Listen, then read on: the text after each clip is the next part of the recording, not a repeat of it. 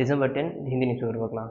First பேஜில் citizenship under CAA. So இதில் citizenship amendment act அப்படின்னா என்ன சொல்லி தெரிஞ்சிருக்கணும். 2019 அமெண்ட்மெண்ட்டும் தெரிஞ்சிருக்கணும். ஸோ 2019 அமெண்ட்மெண்ட் கீழே சில மைனாரிட்டிஸை வந்து, அதாவது மைனாரிட்டிஸ்ன்றது நம்ம பக்கத்து ஸ்டேட், ஃபார் எக்ஸாம்பிள் பங்களாதேஷில், இல்லைனா வந்து ஆப்கானிஸ்தானில், நேபாள், இந்த மாதிரி அங்கே இருக்க மைனாரிட்டிஸை அங்கேருந்து யார் மைனாரிட்டிஸாக இருக்காங்களோ, ஃபார் எக்ஸாம்பிள் அதெல்லாம் மோஸ்ட்டாக முஸ்லீம் டாமினேட்டட் கண்ட்ரிஸ், ஓகேங்களா. ஸோ அந்த மாதிரி ரீஜனில் இருக்க மைனாரிட்டிஸ் யாராக இருப்பா, ஹிந்து, கிறிஸ்டியன்ஸ், இந்த மாதிரி ஆளுங்களுக்கு சிட்டிசன்ஷிப் வந்து வழங்குறதுக்கு கவர்மெண்ட் எடுத்து வச்ச மூவ் தான் வந்து கான்ஸ்டியூஷன் அமெண்ட்மெண்ட், ஐ மீன் சிட்டிசன்ஷிப் அமெண்ட்மெண்ட் ஆக்ட் வந்து 2019, ஓகேங்களா. ஸோ இப்போ என்னன்னா, இப்போ இதில் என்னன்னா, இது ஃபுல்லாக கம்ப்ளீட்டாக வந்து கவர் பண்ணல. ஸோ அதில் ஃபார் எக்ஸாம்பிள் வந்து ரோஹிங்கியா முஸ்லீம்ஸ் இருக்காங்கல்ல மியான்மரில், ஸோ அவங்க வந்து இல்லை வரல. தமிழீழம் இங்கே இருக்காங்கல்ல ஸ்ரீலங்காவில், ஸோ அவங்க யாருமே இதில் இன்க்ளூட் ஆகலை. ஸோ இந்த மாதிரி இஷ்யூஸ் எல்லாம் போயிட்டுருக்கு. ஸோ இது வந்து சேம் அதே தான் சொல்லியிருக்காங்க. என்னன்னா வந்து அவங்கெல்லாம் வந்து இன்னும் ப்ராப்பரான சிட்டிசன்ஷிப் வழங்கலை அங்கே வந்து வரணுங்களுக்குமே அப்படின்னு சொல்லிட்டு ஒரு கான்வர்சேஷன் மாதிரி இருக்குது. ஸோ இதில் என்ன தெரியுதுன்னா, சிஏஏ மட்டும் என்னன்றது டீட்டெயிலாக ஒரு பார்த்து வச்சுக்கோங்க. எவ்வளோ மந்த்ஸ் ரெசிடென்ஸ் இருக்கணும் அதுக்கு அப்பீல் பண்ணுறதுக்கு இல்லை சிட்டிசன்ஷிப்பு அப்படின்ற நேச்சுரலைசேஷன் ப்ராசஸுமே தெரிஞ்சிருக்கணும், ஓகேவா. ஸோ அவ்வளோதான். Next, Trump mulls tariff on rice from India. So இப்போ என்னன்னா வந்து இந்தியன் எக்ஸ்போர்ட்ஸ் வந்து ரொம்ப அதிகமாக யூஎஸ்க்கு போயிட்டு இருக்கு. யூஎஸ் என்ன சொல்கிறாங்கன்னா வந்து, திருப்பி நாங்கள் உங்களோட ரைஸ் ப்ராடக்ட்ஸை எங்களை டம்ப் பண்ணுறீங்க நீங்கள், ஸோ உங்களுக்கு அதெல்லாம் நாங்கள் வந்து டேரிஃப் திருப்பி ஹைக் பண்ண போகிறோம் அப்படின்னு சொல்லியிருக்காங்க. ஆக்சுவலாக இந்தியா ரைஸ் எக்ஸ்போர்ட் பண்ணுறது வெறும் 3% தான் யூஎஸ்க்கு எக்ஸ்போர்ட் பண்ணுது. நம்ம வந்து ரொம்ப மைனூட் தான் எக்ஸ்போர்ட் பண்ணுறோம். ஆனால் வந்து யூஎஸ் கிட்டத்தட்ட 33% of the rice imports India கிட்ட இருந்து பண்ணுறாங்க. நம்மளோட 3% உங்களுக்கு 33%. ஸோ அவங்க அப்படி சொல்லியிருக்காங்க. இது ஃபர்தராக என்ன இருக்குன்றது பார்த்துப்போம், ஓகேவா. ஸோ வேறு எதுவும் அதில் இம்பார்ட்டண்ட்டாக இல்லை. தென் வந்து டிஎன்பிசி எக்ஸாம் படிக்கிறோம்னா page number 6 school education is launch logo for Chennai international book festival. So அந்த லோகோ என்னன்றது பார்த்து வச்சுங்க. டிஎன்பிசி கொஸ்டின்ஸ்லாம் இது ரெண்டாக கேட்பாங்க, லைட்டாக பார்த்து வச்சுக்கோங்க. வேறு எதுவும் தேவையில்லை அதில், ஓகேவா. ஸோ தென் வந்து பேஜ் நம்பர் 9ல் 7 Kerala district. So voter turnout வந்து கேரளா 70% கிட்ட இருக்குது அப்படின்றது ஒரு நல்ல விஷயம். ஒரு எக்ஸாம்பிள் இப்போ என்னன்னா வந்து எந்தளவு வந்து பீப்புள் ஆக்டிவாக டெமோக்ராட்டிக் பார்ட்டிசிபேஷனில் இருக்காங்க அப்படின்றதுக்கு ஒரு எக்ஸாம்பிள் தான் வந்து ஓட்டர் டர்ன் அவுட், ஓகேங்களா. ஸோ இது நல்லாவே வந்து கேரளா மாதிரி ரீஜன்ஸ் வந்து நல்லாவே இதில் வந்து பார்ட்டிசிபேட் பண்ணணும்னு சொல்லிட்டு ஈகராக இருப்பாங்க. ஸோ ஜஸ்ட் அவ்வளோதான் ஒரு ஃபேக்ட். யூபிஎஸ்சி மெயின்ஸில் வந்து ஏதாவது கொடுக்கறதுக்கு யூஸ்ஃபுல்லாக இருக்கும், ஓகேங்களா. So India bloc MP seek to impeach Madras HC judges. So high court ஜட்ஜை ஒருத்தவங்க இம்பீச் பண்ண போகிறாங்க. ஏற்கனவே ஒரே ஒரு ஜட்ஜ் இதுக்கு ட்ரை பண்ணியிருக்காங்க, இம்பீச் பண்ணதில்லை இது வரைக்கும். ஸோ ஃபஸ்ட் டைம் இவங்களை மூவ் பண்ணாங்க. He will be the first person, ஓகேவா. ஸோ இப்போ ட்ரை பண்ணியிருக்காங்க. இப்போ வந்து இம்பீச்மெண்ட்டு பார்த்தோம்னா எதில் நம்மளுக்கு ப்ரொவிஷன்ஸ் இருக்குது. Article 124, 217 and judges enquiry act of 1968 இதில் ப்ரொசீஜர் இருக்குது. ஸோ இது நாலுமே வந்து இந்த மூணுமே ரிலவெண்ட்டான ஆர்டிகல் ப்ளஸ் ப்ரொசீஜர் ஸ்டேட்டாக பார்த்து வச்சுக்கோங்க, ஓகேவா. So supreme court judge and high court judge remove பண்ணுறதுக்கான, அதாவது இம்பீச் பண்ணுறதுக்கான ப்ரொசீஜர் சேம், எந்த ஒரு சேஞ்சஸுமே இல்லை. ஸோ இதுவுமே தெரிஞ்சிருக்கணும், ஓகேவா, ஐபிஎஸ் பெர்ஸ்பெக்டிவ்ல. நெக்ஸ்ட் அவ்வளோதான். அண்ட் தென் வந்து பேஜ் நம்பர் 10ல் note of harmony, India must uphold social cohesion. So இது என்னன்னா, நம்ம ஆல்ரெடி பார்த்துருந்தோம், பங்கிம் சந்திர சாட்டர்ஜியோட வந்தே மாதரம் வந்து தான் நம்ம நேஷனல் ஆந்தமாக வந்து ஃபர்ஸ்ட் 2 ஸ்டான்ஸா வந்து தான் எடுத்திருக்கோம் அப்படின்னு சொல்லிட்டு சொல்லியிருக்காங்க. அது வந்து எப்போ ரிலீஸ் பண்ணிங்கன்னா ஆனந்தமாத் 1880s பண்ணியிருக்காங்க. ஸோ ஆனந்தமாத்ன்றது ஆல்ரெடி ப்ரிலிம்ஸ் கொஸ்டின் யூபிஎஸ்சியில் கேட்டிருக்காங்க 2019 நினைக்கிறேன், ஓகேங்களா. ஸோ அப்போது அது ரிலேட்டான ஃபேக்ட், இண்டிகோ ரெவால்ட் இதுக்கு ரிலேட்டான ஃபேக்ட் இன்னொன்று, ஓகேங்களா. ஸோ இது எல்லாமே லேட்டாக பார்த்து வச்சுக்கணும். ஸோ இதில் என்ன சொல்லியிருக்காங்கன்னா வந்து 1937 காங்கிரஸ் வந்து ஃபர்ஸ்ட் ட்ரான்ஸை மட்டும் அடாப்ட் பண்ணதுன்றது ரீசன் வந்து இந்தியனோட யூனிட்டியை காமிக்கிறதுக்கு கல்ச்சரல் டைவர்சிஃபிகேஷன் வரக்கூடாதுன்னு சொல்லிட்டு. ஆனால் இப்போ சொல்கிற ஃபேக்ட்ஸ் வந்து கல்ச்சரல் டைவர்சிஃபிகேஷன் வரல. அது வந்து எதுக்காக இப்படி சொல்கிறாங்கன்னா, ஃபார் எக்ஸாம்பிள் வந்து பார்ட்டிஷனுக்கும் இதுக்கும் சம்மந்தம் இல்லை. நீங்கள் இதை வந்து பார்ட்டிஷனாக மூவ் பண்ணாதீங்க, பொலிட்டிக்கல் அஜெண்டாவாக மாற்றாதீங்க. இது வந்து கண்ட்ரியோட யூனிஃபிகேஷனை பேஸ் பண்ணி வந்த அஜெண்டா. இதை வந்து பொலிட்டிக்கல் அஜெண்டாவாக மாற்றாதீங்க. India is unity in diversity, அதை வந்து டெஸ்ட்ராய் பண்ணிடாதீங்க அப்படின்ற மாதிரி பேசியிருக்காங்க, ஓகே. அது வேற, பாலிடிக்ஸ் வேற அப்படின்றதையும் அவங்க ஆர்கியூ பண்ணியிருக்காங்க. நெக்ஸ்ட் வந்து வேண்டாம் negligence, regulatory failure was a contributory factor in Goa place. நம்ம ஆல்ரெடி பார்த்துருந்தோம். மோஸ்ட் ஆஃப் கோவா இன்சிடென்ட்ஸ், இந்த ஃபயர் பிளாஸ்ட் இன்சிடென்ட்ஸ் ஏற்கனவே நிறைய இடத்துல நடந்துகிட்டே இருக்குது, கரெக்டாக. இப்போ ஃபர்ஸ்ட் இல்லை நிறைய நடந்துட்டு இருக்கு. ஃபார் எக்ஸாம்பிள் வந்து தமிழ்நாட்டில் நடந்திருக்கு, கேரளா, கர்நாடகா, இந்த மாதிரி ரீஜன்ஸில் பில்டிங்ஸ், ரெசிடென்ஷியல் பில்டிங்ஸ் பர்ஸ்ட் ஆகிறதா இருக்கட்டும், பார்ட்டி ஹால்ஸ் பர்ஸ்ட் ஆகிறதா இருக்கட்டும், ஃபயர் கிராக்கர்ஸ் பர்ஸ்ட் ஆகி மிஸ்ஃபயர் ஆகி வேற எங்கே நடக்குதுட்டும். இது எல்லாமே வந்து ஒரே ஒரு எங்கே வந்து நிற்குதுன்னா, ஃபயர் சேஃப்டி நார்ம்ஸ். இந்தியாவில் வந்து ஃபயர் சேஃப்டி நார்ம்ஸ் என்னன்னா ஏகப்பட்ட ப்ரொவிஷன்ஸ் கொடுத்துருக்காங்க. ஆனால் அதில் எங்கே லேக்ஸ் ஆஃப் இம்ப்ளிமெண்டேஷன் இல்லை, இம்ப்ளிமெண்டேஷனில் அவ்வளோ கேப்ஸ் இருக்குது. ப்ரொசீஜர் ஆடிட்ஸ் எதுவுமே ப்ராப்பராக நடக்கிறது இல்லை. சேஃப்டி மெஷர்ஸ் பில்டிங் கன்ஸ்ட்ரக்ஷன்ஸ்க்கு அப்புறம் எடுக்கிறது இல்லை. ஸோ இது எல்லாமே எங்கே போய் நிற்குதுன்னா, திருப்பியும் அகைன் அது எங்கே போய் மூவ் ஆகுதுன்னா க்ரௌட் மேனேஜ்மெண்ட்டில். இப்போ ஒரு குறிப்பிட்ட க்ரௌடு அதிகமாகிடுச்சுன்னா அங்கே மேனேஜ் பண்ண முடியல, பிகாஸ் பாப்புலேஷன்ஸ் வந்து அதிகமாகிடுறாங்க, இன்னும் அவுட் வந்து வேஸ்ட் சின்னதாகிடுது. ஸோ இது எல்லாமே எங்கன்னா திருப்பி ஸ்டாம்பட் மாதிரி டெத்ஸ் இந்த மாதிரி விஷயத்துக்கு போகுது.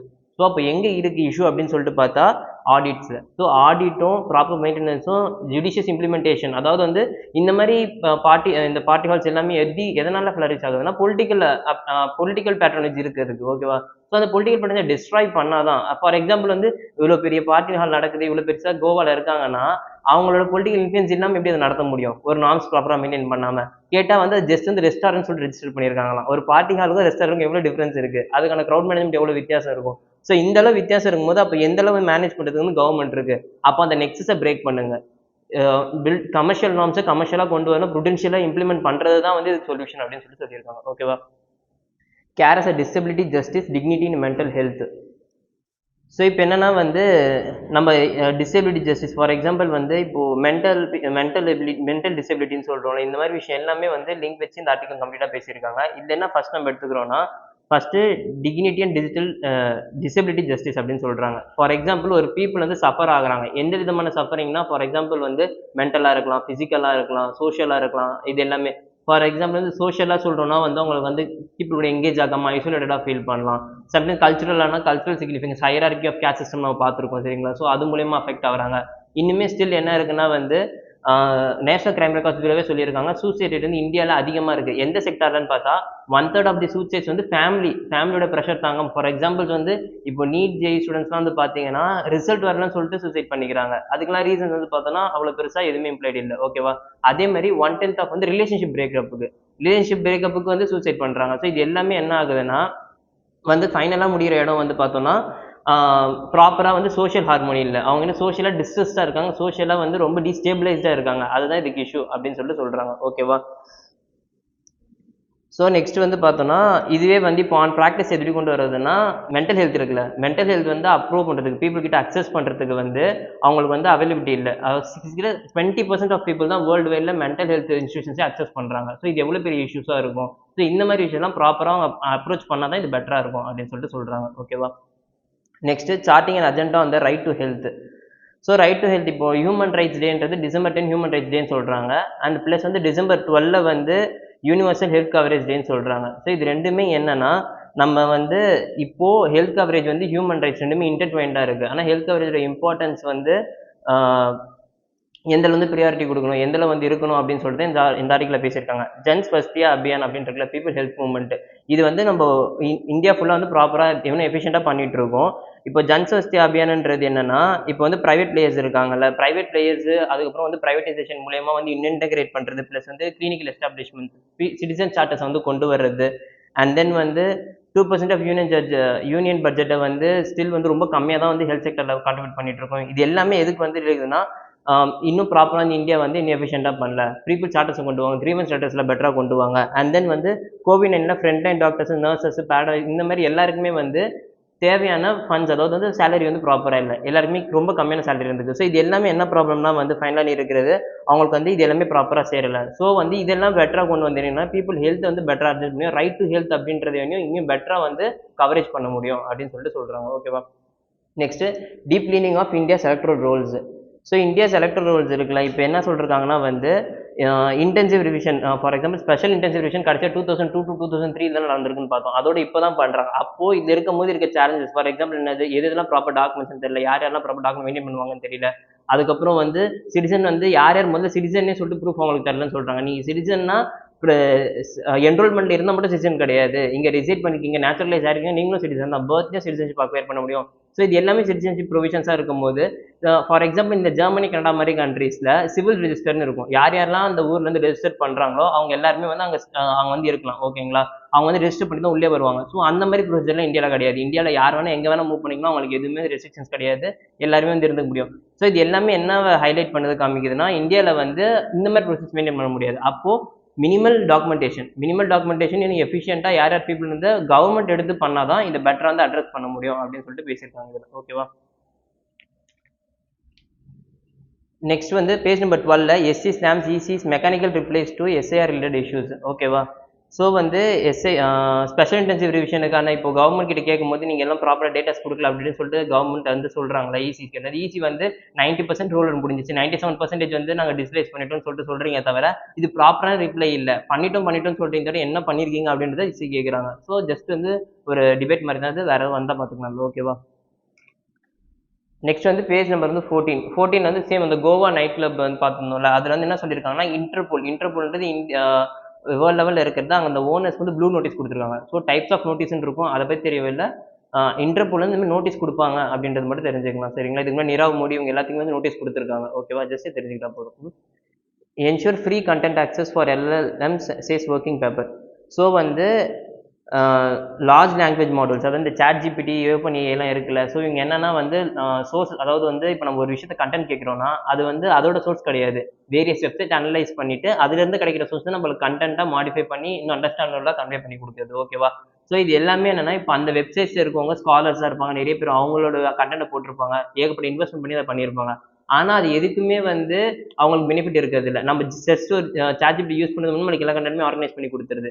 அப்போ அதில் வந்து அக்கௌண்டபிலிட்டி கொண்டு வாங்க. ஸோ வந்து ராயல்ட்டி பேமெண்ட்ஸ் மாதிரி கொடுக்கலாம். ராயல்ட்டி பேமெண்ட்ஸ்னா அந்த கண்டென்ட் யூஸ் பண்ணி certain percentage amount of pay பண்ணுறது.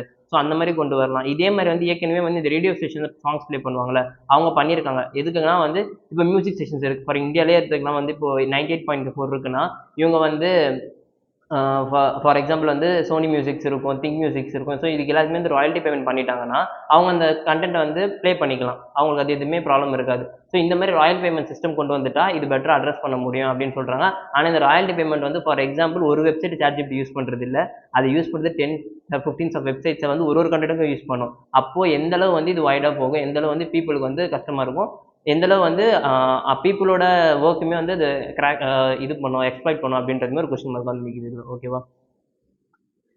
நெக்ஸ்ட் வந்து rise in global use Aadhaar like ID system dangerous. So வந்து இப்போ என்ன சிவில் சொசைட்டி ஆர்கனைசேஷன் சும்மா சொல்லியிருக்காங்க, ma'am Aadhaar like big datas தான் யூஸ் பண்ணுறீங்க, இது எல்லாமே வந்து என்னென்னா பீப்புள்ஸோட வந்து அஃபெக்ட் பண்ண போகுது. எதுனா வந்து அவங்க டேட்டாஸ் வந்து ஈஸியாக ப்ரீச் பண்ண முடியும், சைபர் செக்யூரிட்டி ப்ரீச் வந்து ஈஸியாக நடக்கிறதுக்கு வாய்ப்பு இருக்குது. ஸோ இதை பெட்டராக கவுண்டர் பண்ணும் அப்படின்ற மாதிரி சொல்லியிருக்காங்க. இதில் ஜஸ்ட் வந்து MOSIPன்னு என்னென்னு பார்த்து வச்சுக்கோங்க. மாடுலர் ஓப்பன் சோர்ஸ் ஐடென்டிட்டி பிளாட்ஃபார்ம்னு என்னென்னு மட்டும் பார்த்து வச்சுக்கோங்க.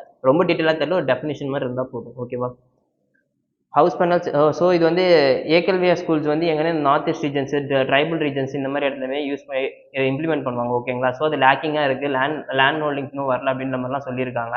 ஸோ ஜஸ்ட் வந்து ஏகல்வியா மாடல் ஸ்கூல்ஸ் தான் என்னது ஒரு ஐடியா வச்சுக்கிட்டா போதும், வேறு எதுவும் தேவையில்லை. ஓகேவா? நெக்ஸ்ட் வந்து பேஜ் நம்பர் 16ல IMF focus $1.2 billion for Pakistan from bailout. So economic பாகிஸ்தானுக்கு வந்து அகைன் வந்து 1.2 பில்லியன் வந்து நம்ம சொல்கிறோம். பாகிஸ்தான் வந்து ஃப்ளட்டுக்கு வந்த ஃபண்டே வந்து டெரரிஸ்ட் ஆர்கனைசேஷன் ஃபண்ட் பண்ணுறாங்கன்னு சொல்லி நம்ம பார்த்தோம் நியூஸில் ரீசெண்டாக. ஸ்டில் வந்து IMF கொடுக்குறாங்கன்னா பிக்கஸ்ட் ரீசன் US தான். US வந்து செம்ம டாமினேட்டில் இருக்கும் IMFல. ஸோ அவங்களோட இன்ஃப்ளூயன்ஸ் தான் ஸ்டில் அவங்களுக்கு எக்கனாமிக் ப்ராக்ரஸ் அப்படின்னு சொல்லிட்டு கொடுக்குறாங்க. அது ஃபர்தர் நியூஸ் வரும்போது பார்க்கலாம். ஓகேவா? ஸோ வந்து இந்த பேஜில் அகைன் ஜெலன்ஸ்கி வந்து நான் யுக்ரைனோட அது சொவரினிட்டி கரெக்டாக ஒரு டெரிட்டரியை வந்து மற்ற நாடு கொடுக்குறது. இப்போ ரஷ்யா வந்து நாங்கள் என்னோட டெரிட்டரி வந்து ரஷ்யா கொடுக்க முடியாதுன்னு சொல்லிட்டு யுக்ரைன் வந்து ஸ்டாண்ட் ஆஃப் பண்ணுறாங்க. வேறு எதுவும் கிடையாது இல்லை. ஓகே, ஸ்போர்ட்ஸில் எதுவும் பெருசாக இல்லைம்மா இன்றைக்கி. அவ்வளோதான். ஸோ இன்றைக்கி பேசின நியூஸ் ஆர்டிகல்ஸ் எல்லாமே ஐகெட் IAS அகாடமி டெலிகிராம் சேனலில் வந்து குவிசஸாக வரும். அட்டன் பண்ணி பாருங்க, இன்னும் பெட்டர் ஆக்டிவிட்டி காலேஜ் இருக்கும். ஓகேவா? தேங்க்யூ.